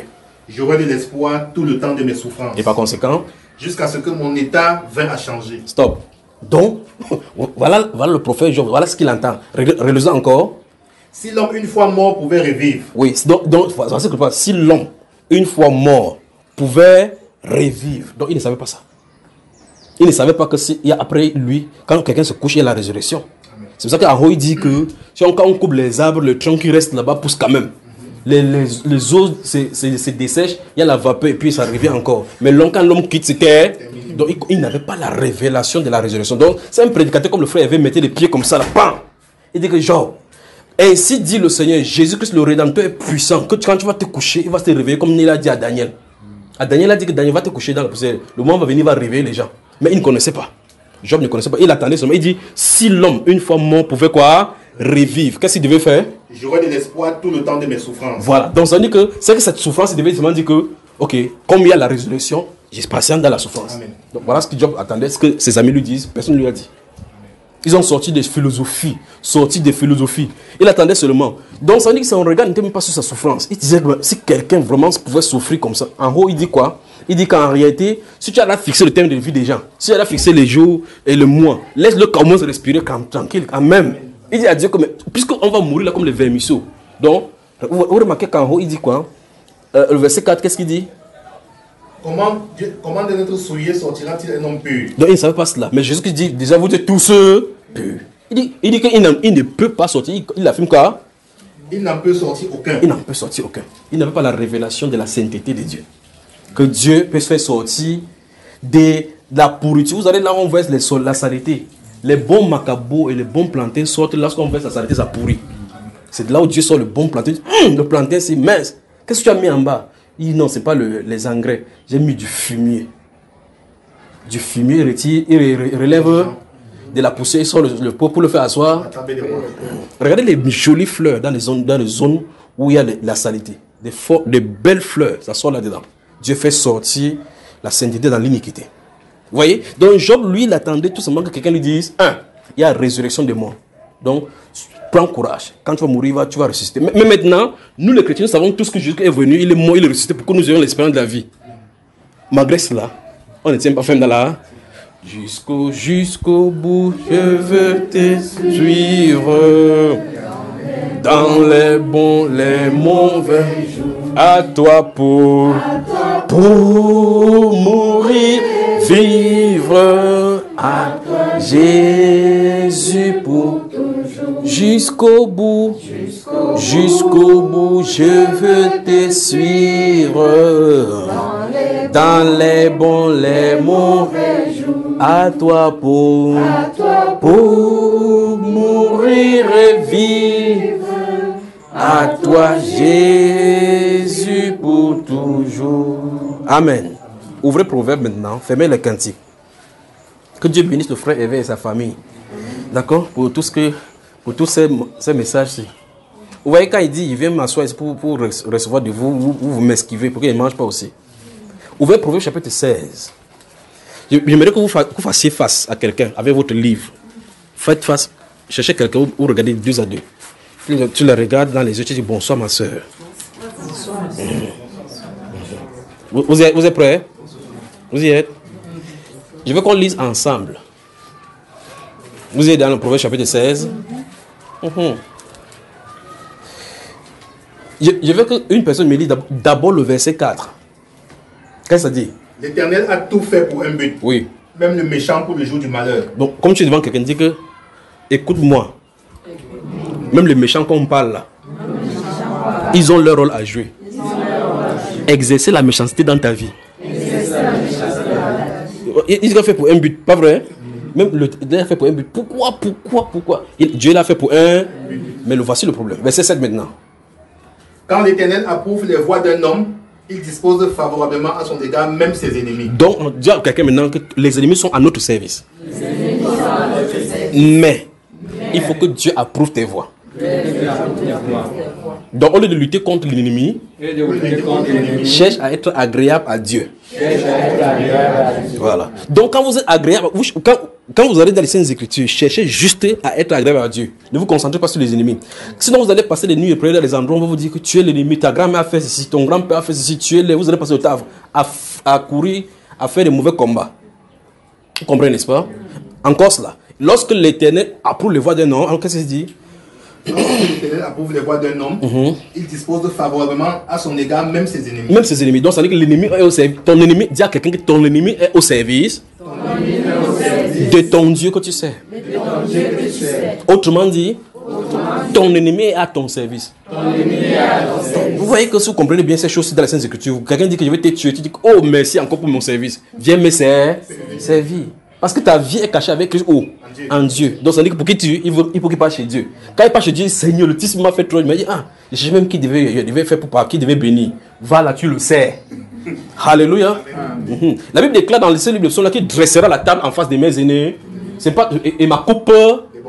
Qui sert dans la coupe? C'est l'ennemi qui va venir. Donc ça veut dire que l'ennemi est à notre service. Dis ne tue plus tes ennemis s'il te plaît. Ne les envoie plus le feu. Parce que si tu les envoies le feu, tu les tues tous, personne ne sera à ton service. Que Dieu vous bénisse. Voilà, bonne soirée à vous. Saluez-vous dans les uns et les autres.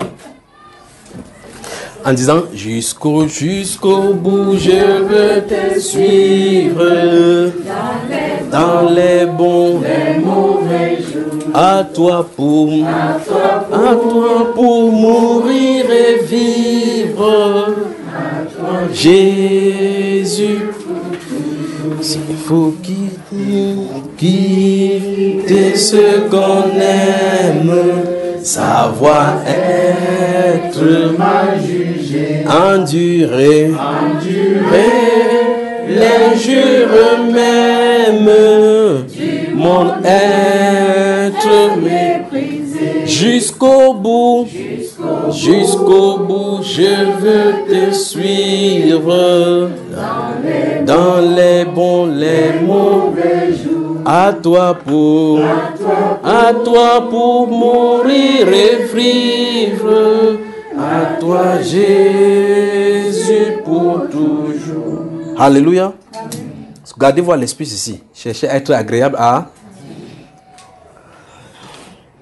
Aujourd'hui, la parole n'était pas seulement la prophétie pour ce qui arrive à Yaoundé là. Je vous ai donné ce qu'il devait donner, n'est-ce pas? Le frère vous a donné sa nourriture. Donc, que Dieu vous bénisse. Bonne soirée à vous.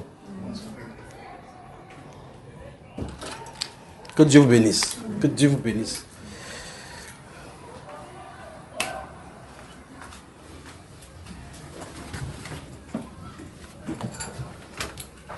On peut continuer avec le business dans le Jimmy.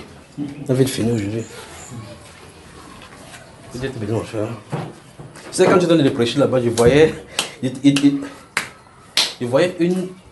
J'ai pris un. C'est dépassé. C'est combien? Mais il voulait prendre un là-bas pour te donner quelque chose. Donc j'étais en train de voir la vision là, ici là, il dit que ça m'amusait seulement, frère. Et que Dieu te bénisse, ma chère là. Dieu te bénisse. Dieu te bénisse. Dieu te bénisse. Dieu te bénisse. Merci d'être à l'heure. Donc Dieu venait à la fin. Ça va?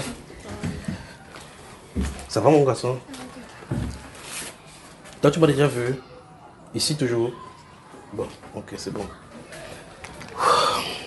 Que la grâce et la paix de notre Seigneur vous soient multipliées. Qu'il demeure avec vous. Pour quelqu'un dit, cherchons à être agréables à Dieu. Amen. Bonne soirée. La vision. Sa vision, c'est pour toi. Il demande sa vision, la vision, il faut faire comme si c'était sa vision à lui. Mais c'est une bonne vision quand même. Amen. Bon, c'est moi qui voyais, non? Oui, c'est le cas.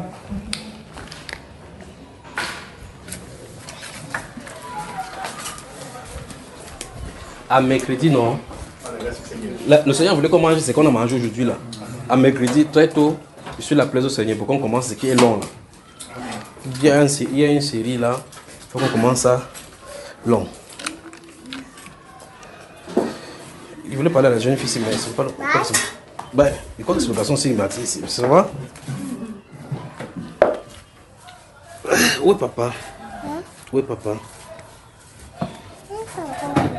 Mhm. Il a fait quoi? Ok. Il faut lui dire qu'il te donne le yaourt. Je lui ai dit qu'il te donne le yaourt. Hein.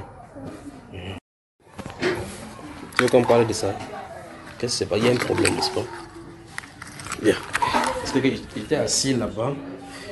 C'est pour ça que vous voyez que je suis sorti, je suis allé, je suis rentré. Et j'ai vu cette jeune fille pleurer. Il dit.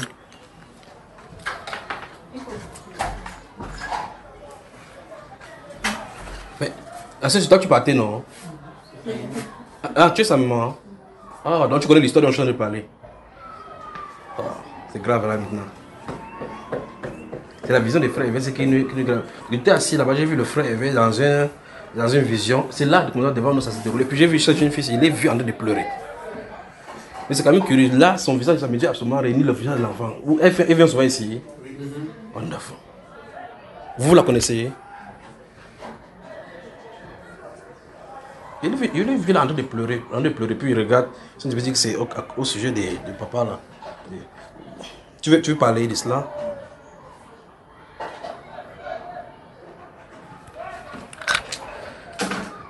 Vous me fatiguez sur cette tête. Viens. Je crois au-delà de cette parole, il faut qu'on la bénisse. Ça fait combien de fois tu viens ici? Tu m'as déjà vu combien de fois depuis que tu es? Plusieurs fois. Hein?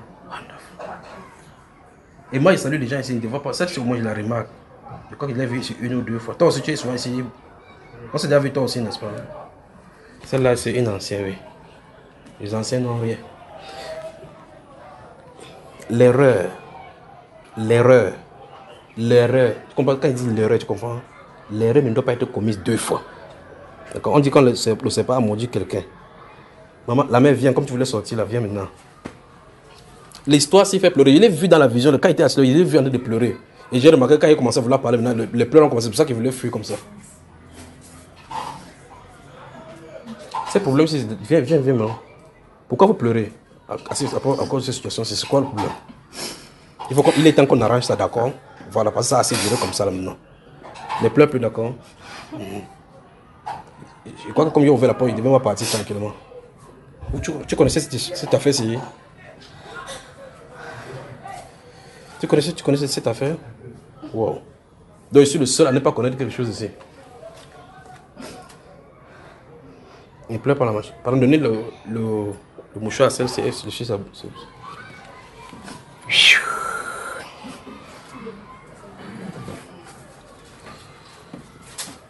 Dès que c'est... Quand... Comment tu t'appelles? Comment? Laetitia. Quand ça a commencé dans le début, tu as cru que c'était le jeu. N'est-ce pas? Tu veux pas parler, je pas moi. Et la seule grâce m'attend à la maison.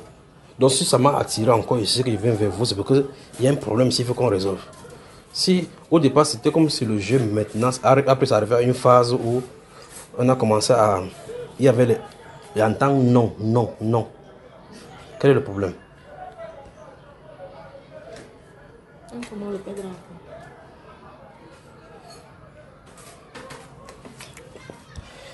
Ils sont de parler, mais demande c'est entre toi et entre elle et le père de l'enfant. Tu crois qu'ils sont de parler de Paul Biya ici?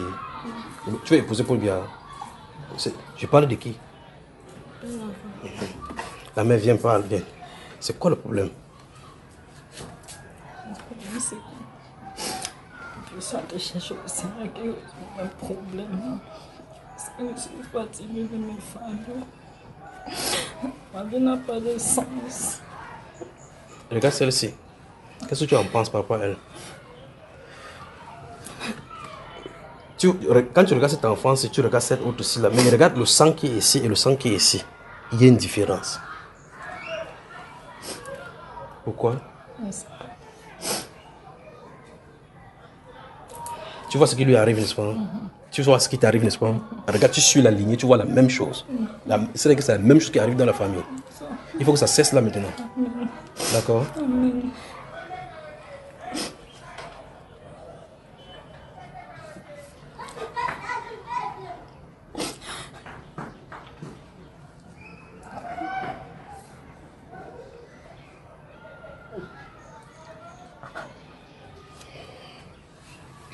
Le problème, c'est que si on regarde, si on continue à parler, elle va continuer à pleurer ici. Là.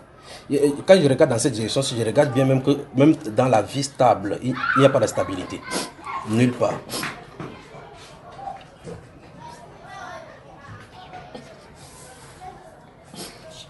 Donc, l'heure est arrivée maintenant où le Seigneur va être recasé. D'accord? Allez, on va prier pour elle. D'accord? Tendre Père, tu as identifié celle-ci afin que, au Dieu de gloire, on les bénisse. Et tu as demandé que j'ouvre la bouche au Dieu de gloire afin que tu bénisses au travers de cela. Seigneur, tu as dit que tu veux lui donner une maison stable. Et tu veux changer au Dieu de gloire l'état. On s'est moqué d'elle dans la famille. Plusieurs personnes sont venues pour dire quel Dieu tu sers. Et tu as entendu ses cris. Tu as entendu au Dieu de gloire ses pleurs la nuit. Tu as entendu les moqueries qu'on lui a données dans la famille. On l'a rejeté, on lui a demandé que tu dis que tu sais Dieu. Et tu as dit que voici son moment maintenant où tu te lèves pour la justifier. Seigneur, je prie que tu la bénisses, oh Dieu, comme tu as déclaré, que tu donnes une maison stable. Merci Père de gloire pour cette maison stable. Elle ne quittera plus, oh Dieu, d'un lieu à un autre, car tu lui accordes, oh Dieu de gloire, la grâce d'avoir ces lieux stables dont tu lui as promis. Merci Seigneur de gloire de restaurer. Seigneur, les douleurs et les saignements sur son cœur, nuit et jour, elle crie à toi. Elle prie. Mais devant, oh Dieu de gloire, les gens, elle rit alors qu'elle souffre à l'intérieur. Seigneur, mais tu as vu sa souffrance. Je prie, oh Dieu, que tu la remplisses, oh Dieu de gloire, de ta présence. Au nom de Jésus-Christ de Nazareth. Au nom de Jésus-Christ de Nazareth. Père, ce fil, oh Dieu de gloire, que je vois sur son épaule, qui traverse sur sa maman et sur la maman de ses mamans, jusqu'à 3e génération, oh Dieu. Je prie que tu coupes cette fil là maintenant sur sa vie au nom puissant du Seigneur Jésus-Christ de Nazareth. Seigneur, merci Père de gloire parce que tu l'enlèves de l'opprobre de sa famille. Merci parce que tu l'enlèves de l'opprobre de sa famille. Au nom puissant du Seigneur Jésus-Christ de Nazareth. Seigneur, tu coupes ce fil maintenant. Tu coupes ce fil maintenant. Ce fil qui te liait avec ton passé. C'est coupé maintenant au nom de Jésus-Christ de Nazareth. Au nom puissant du Seigneur Jésus-Christ de Nazareth. Au nom puissant du Seigneur Jésus-Christ de Nazareth. Toi. Venez la filer ici. Au nom de Jésus-Christ de Nazareth. Vous lâchez cette famille ici. Au nom puissant du Seigneur Jésus-Christ de Nazareth. Au nom de Jésus-Christ de Nazareth. Elle n'appartient pas à votre ligne. Au nom de Jésus-Christ de Nazareth. Au nom de Jésus-Christ de Nazareth. Toute lignée, tout lien qui vous liait. Au nom de Jésus-Christ de Nazareth. Que tous ces liens soient coupés maintenant. Tous les liens soient coupés. Viens ici, viens la tourner. Il faut qu'elle voie ces choses-ci. Au nom puissant du Seigneur Jésus-Christ de Nazareth. Ouais. 3 générations, c'est comme ça. Lâche-la. Toi, quitte cette jeune fille. Frère Yves, tiens-toi ici. Au nom de Jésus, au nom de Jésus de Nazareth. Au nom de Jésus de Nazareth. Lâche cette jeune fille. Au nom de Jésus de Nazareth. Au nom de Jésus de Nazareth. Je ne fais ça sous cette terre. Oh Dieu. Au nom de Jésus de Nazareth. Merci, tu t'es souvenu de moi. Au nom de Jésus de Nazareth. Les souffrances, oh Dieu. Au nom de Jésus de Nazareth, toi, esprit impur, sors d'elle maintenant. Sors d'elle. Sors. Sors. Merci, Seigneur. Sors. J'étais déjà découragé, j'étais déjà honte. Sors. Trop de blocage.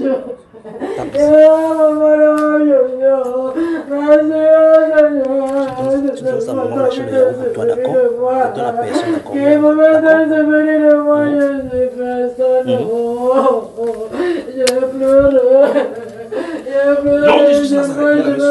Je me réveille tous les jours, Seigneur. Je me réveille, toi, ça me réveille. Je me réveille, tu me réveilles, oh Seigneur. Papa, c'est-moi ça qui comprenait ce mot, oh Dieu. Nom de Jésus de Nazareth. Quitte la maison. Merci, Père. Au nom de Jésus de Nazareth. Combien de fois m'a réveillé. Au nom de Jésus de Nazareth. Toi, cette obscurité qui tombe sur son cœur. Je te commande de quitter son cœur maintenant. Quitte son cœur. Quitte son cœur. Quitte son cœur. Quitte son cœur. Quitte son cœur. Nom de Jésus de Nazareth. Au nom de Jésus de Nazareth.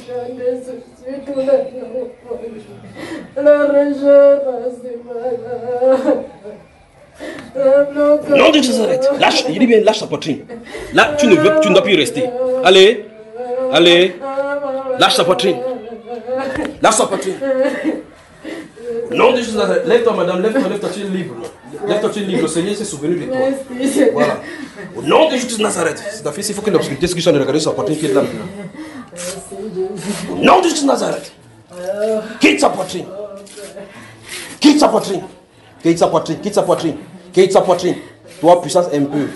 Je t'ordonne au nom de Jésus de Nazareth. Au nom de Jésus de Nazareth.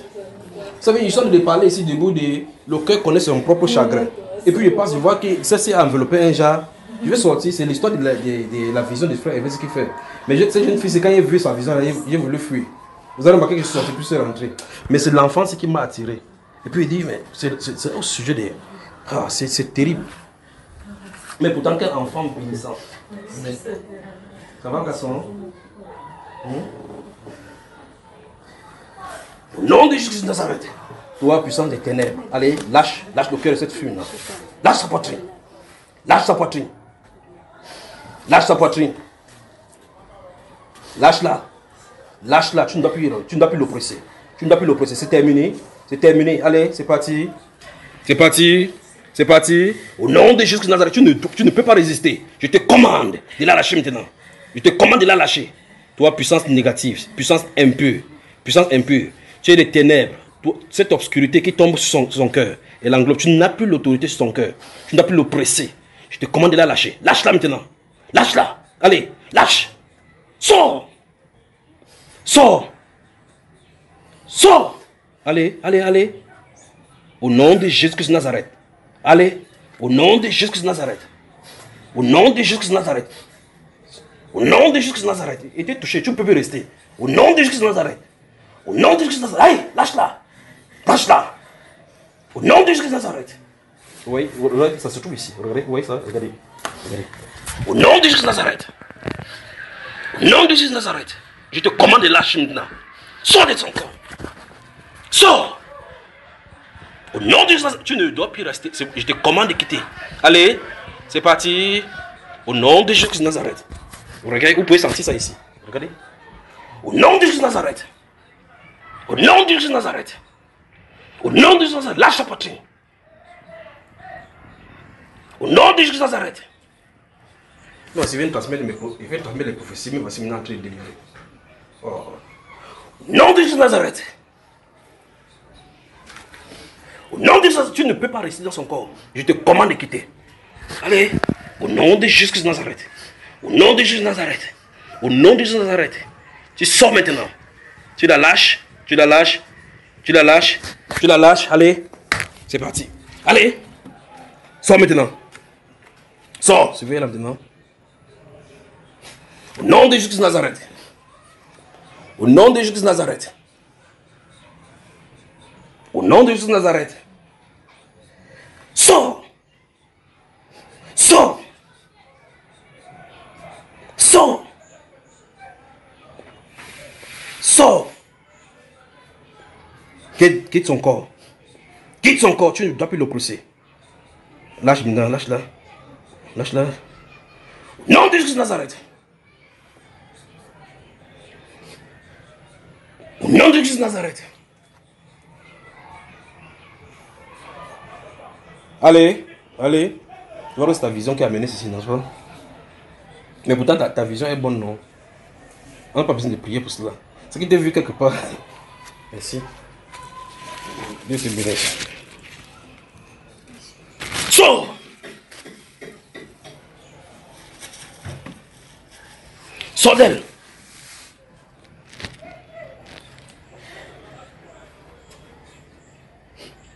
Sors!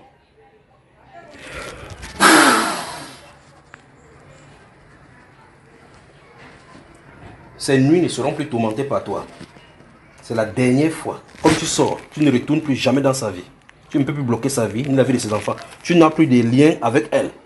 Au nom de Jésus, t'a dénoncé aujourd'hui. Il veut que tu sortes de lui. D'elle maintenant. Allez! Allez, pars! Pars maintenant! Pars! Pars! Allez! Pars! Au nom de Jésus de Nazareth. Allez! Mets ton pied là-bas. Voilà. Au nom de Jésus de Nazareth. Au nom de Jésus de Nazareth. Allez, allez, allez. C'est parti. Sors!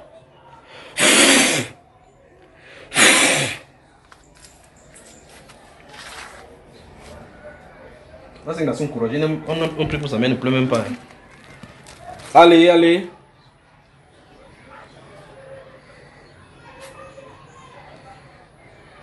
Tu quittes son corps. Tu lâches sa poitrine. C'est bon, frère. Tu lâches sa poitrine. Tu lâches sa poitrine. Tu lâches sa poitrine. Tu lâches sa poitrine. Il fallait qu'on parte avant que les gens ne viennent nous trouver encore ici. Quelqu'un entre encore son problème ici. Au nom de Jésus de Nazareth. Au nom de Jésus de Nazareth. Sors. Allez, allez, allez. Allez, allez, allez. Allez. Au nom de Jésus de Nazareth. Sors. Au nom de Jésus de Nazareth. Tu vois ça.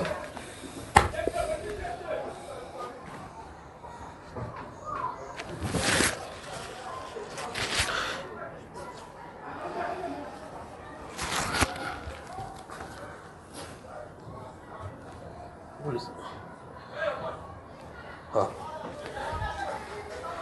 Finissons d'avoir la jeune fille. Allez.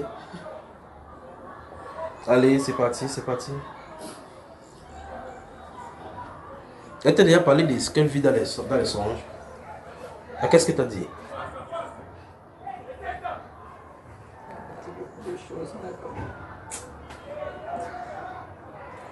Papa, ça va, d'accord? Maintenant, oublie tout ce qu'on dit de toi. Reste juste tranquille maintenant et observe Dieu faire. C'est le Seigneur qui va venir vers toi maintenant cette fois-ci, d'accord? Au nom de Jésus de Nazareth. Lâche-la maintenant, lâche-la. Lâche-la. Sors de sa poitrine. Allez, esprit de ténèbres. Esprit de ténèbres. Esprit de ténèbres. Esprit de ténèbres. Esprit de ténèbres. Esprit de ténèbres, tu la quittes maintenant. Sors. Sors. Sors. Sors.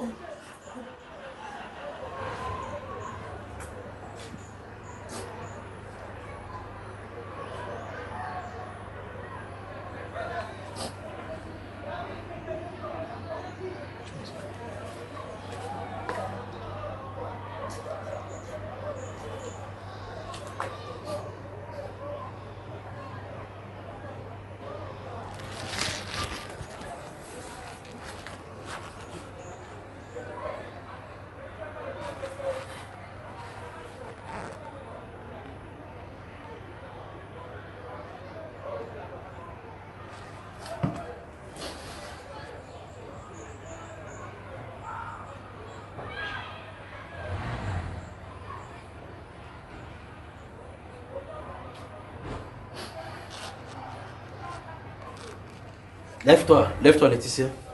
Lève-la. Doucement, doucement. Elle est dans les collines de partir là maintenant.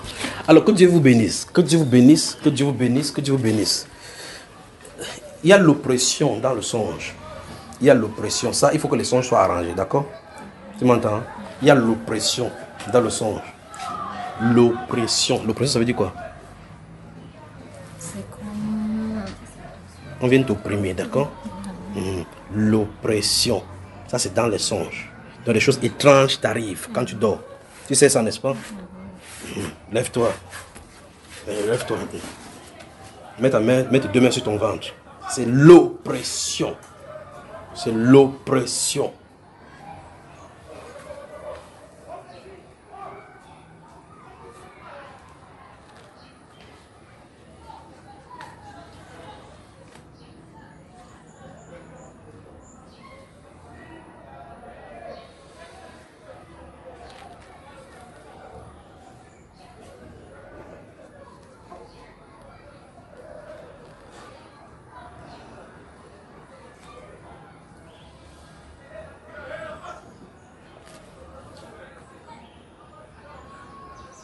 Comment vous êtes calme comme ça, les frères? Il y a un problème.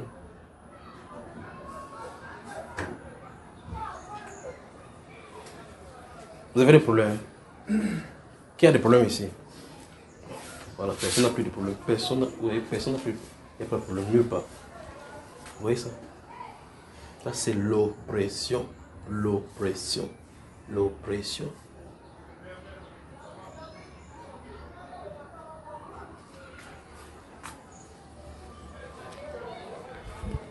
Il faut arranger la montre si...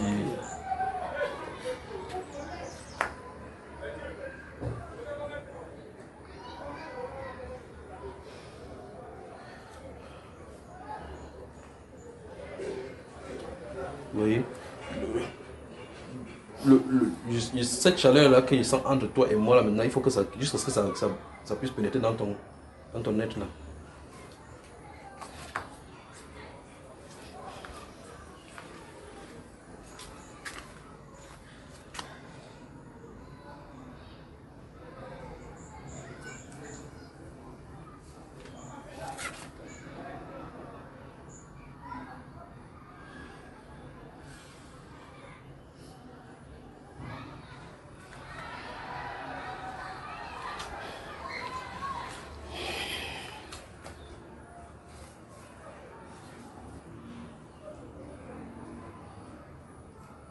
Là, c'est parti pour une semaine. Que Dieu vous bénisse, que Dieu vous bénisse. La voix du Seigneur m'appelle. Prends ta croix et viens suivre. Je réponds. Sauveur fidèle, me voici. Je suis à jusqu'au bout. Jusqu'au bout, je veux te suivre dans les bons, les mauvais jours. À toi pour mourir et vivre. À toi, Jésus, pour toujours. À la réunion, quand vous allez vous réunir en tant que femme, toi et toi. Vous vous réunissez, vous parlez, que la réunion soit centralisée sur le cas de cette femme-ci, d'accord? Vous trouvez la solution. À partir de cette solution-là, ce sera la sémence pour le début, d'accord? Que Dieu vous bénisse. Je vous aime. Qui m'aime? Même si vous ne m'aimez pas, il n'y a pas de problème. D'accord?